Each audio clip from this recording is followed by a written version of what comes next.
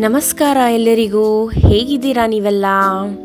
ಇವತ್ತು ನೀವು ನೋಡ್ತಾ ಇರೋದು ರೆಸಿಪಿ ಒಂದು ಹೈ ಪ್ರೋಟೀನ್, ಹೈ ಫೈಬರ್ ಮತ್ತು ಡೈಟಿಂಗ್ ಆ್ಯಂಡ್ ವೆಯ್ಟ್ ಲಾಸ್ ಜರ್ನಿಯಲ್ಲಿ ಕೂಡ ತೊಗೊಳ್ಬೋದಂಥ ಡಿಶ್. ಏನಿದು ಅಂತಂದರೆ ಹೆಸರುಬೇಳೆ ಸಬ್ಬಸಿಗೆ ಪಲ್ಯ. ಹೇಗೆ ಮಾಡೋದು ಅಂತ ನೋಡೋಣ ಬನ್ನಿ. ಸೊ ಇದಕ್ಕೆ ನಾನಿಲ್ಲಿ ರಾತ್ರಿನೇ ಹೆಸರುಬೇಳೆನ ನೆನೆಸ್ಕೊಂಡು ಉದುರಾಗಿ ನೀರು ಸೋಸ್ಕೊಂಡು ರೆಡಿ ಮಾಡಿಟ್ಕೊಂಡಿದ್ದೀನಿ. ಇದನ್ನು ನಾವೀಗ ಒಗ್ಗರಣೆ ಎಲ್ಲ ಹಾಕಿ ರೆಡಿ ಮಾಡೋಣ. ಸೊ ಒಂದು ಪಾತ್ರೆಯಲ್ಲಿ ನಾರ್ಮಲ್ ಒಗ್ಗರಣೆನೇ ಮಾಡ್ಕೊಳ್ತಿದ್ದೀನಿ. ಎಲ್ಲ ಒಗ್ಗರಣೆ ಎಲ್ಲ ಚಿಟಪಿಟ ಆದಮೇಲೆ ಇದಕ್ಕೆ ನಾನು ಸಬ್ಬಸಿಗೆನ ಕಟ್ ಮಾಡ್ಕೊಂಡಿರೋಂಥದ್ದನ್ನ ಹಾಕ್ಕೊಂಡು ಚೆನ್ನಾಗಿ ಹುರ್ಕೋತೀನಿ. ಈ ಡಿಶ್ಶು ತುಂಬ ರುಚಿಯಾಗಿರುತ್ತೆ. ಇದನ್ನು ನೀವು ಚಪಾತಿ, ಬಿಸಿ ಬಿಸಿ ಅನ್ನ, ತುಪ್ಪ ಜೊತೆ ತಗೊಳ್ಬೋದು. ಈಗ ನೀವು ಡೈಟಿಂಗಲ್ಲಿದ್ದೀರಾ, ವೆಯ್ಟ್ ಲಾಸ್ ಮಾಡ್ತಿದ್ದೀರಾ ಅಂದ್ರೂ ರೈಸ್ ಮತ್ತು ಚಪಾತಿನ ಸ್ಕಿಪ್ ಮಾಡಿ ಬರೀ ಈ ಪಲ್ಯನ ಹೋಲ್ ಮೀಲಾಗಿ ಕೂಡ ತಗೊಳ್ಬೋದು.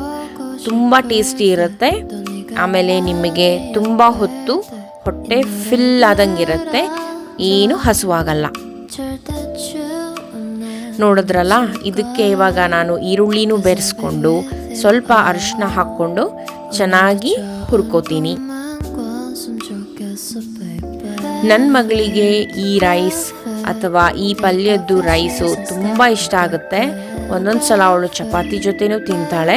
ಇಲ್ಲ ಅಂದರೆ ಬಿಸಿ ಬಿಸಿ ಅನ್ನಕ್ಕೆ ತುಪ್ಪ ಹಾಕಿ ಇದನ್ನು ಕಲಿಸ್ಕೊಟ್ರೆ ಅವಳಿಗೆ ಫುಲ್ ಖುಷಿ. ಇವಾಗ ನಾನಿಲ್ಲಿ ಸಬ್ಬಸಿಗೆ ಸೊಪ್ಪನ್ನು ಸೇರಿಸ್ಕೊತಾ ಇದ್ದೀನಿ. ಸಬ್ಬಸಿಗೆ ಸೊಪ್ಪು ಜೊತೆ ನಾನಿಲ್ಲಿ ಅದರದ್ದು ದಪ್ಪಗಿರೋ ದಂಟನ್ನು ಕೂಡ ಸೇರಿಸ್ಕೊತಾ ಇದ್ದೀನಿ. ಸೊ ನಾನು ಅದನ್ನು ಬಿಸಾಕಲ್ಲ, ಚೆನ್ನಾಗಿ ವಾಶ್ ಮಾಡಿ ಡ್ರೈ ಮಾಡಿಬಿಟ್ಟು ದಂಟನ್ನು ಕೂಡ ಸೇರಿಸ್ಕೊಂಡು ಚೆನ್ನಾಗಿ ಹುರ್ಕೋತೀನಿ. ಇದು ಯಾಕಂದರೆ ಸಬ್ಬಸಿಗೆ ಸೊಪ್ಪು ಆಮೇಲೆ ಹೆಸರುಬೇಳೆ ಜಾಸ್ತಿ ಕುಕ್ ಆಗೋಕ್ಕೆ ಏನು ಸಮಯ ತಗೊಳ್ಳಲ್ಲ.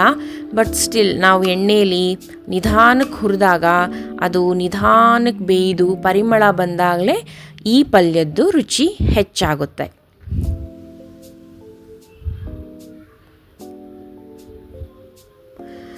ಈಗ ನಾನು ಹೆಸರುಬೇಳೆನ ಹಾಕ್ಕೊಂಡು ಇದನ್ನು ಕೂಡ ಚೆನ್ನಾಗಿ ಹುರ್ಕೋತೀನಿ. ಇದಕ್ಕೆ ಯಾವುದೇ ಥರದ್ದಂಥ ಬೇರೆ ಮಸಾಲೆನ ನಾನು ಯೂಸ್ ಮಾಡಿಲ್ಲ. ಗರಂ ಮಸಾಲೆ ಆಗಿರಬಹುದು, ಬೇರೆ ಯಾವುದು. ಸ್ವಲ್ಪ ಉಪ್ಪು, ಧನಿಯಾ ಪುಡಿ ಮತ್ತು ಅಚ್ಕಾರದ ಪುಡಿನ ಹಾಕ್ಕೊಂಡು ಚೆನ್ನಾಗಿ ಹುರ್ಕೋತೀನಿ.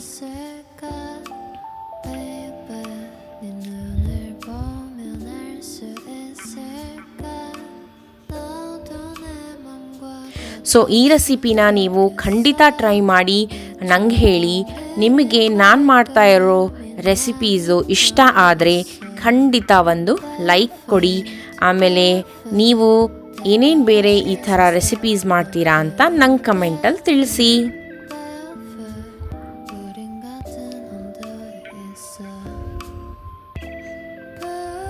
ನೀವು ಸಬ್ಬಸಿಗೆ ಸೊಪ್ಪು ಬದಲು ಮೆಂತ್ಯ ಸೊಪ್ಪು, ಪಾಲಕ್ ಸೊಪ್ಪನ್ನು ಕೂಡ ಯೂಸ್ ಮಾಡ್ಬೋದು.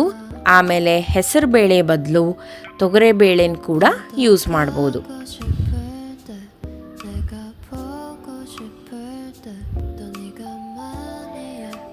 ಸೊ ನೋಡಿದ್ರಲ್ಲ, ಇದೇ ಥರ ಮತ್ತೆ ಇನ್ನೊಂದು ರೆಸಿಪಿ ಜೊತೆ ನಾನು ನಿಮಗೆ ಸಿಗ್ತೀನಿ. ಅಲ್ಲಿವರೆಗೂ ಬಾಯ್. ಒಳಿತಾಗಲಿ, ಶುಭವಾಗಲಿ.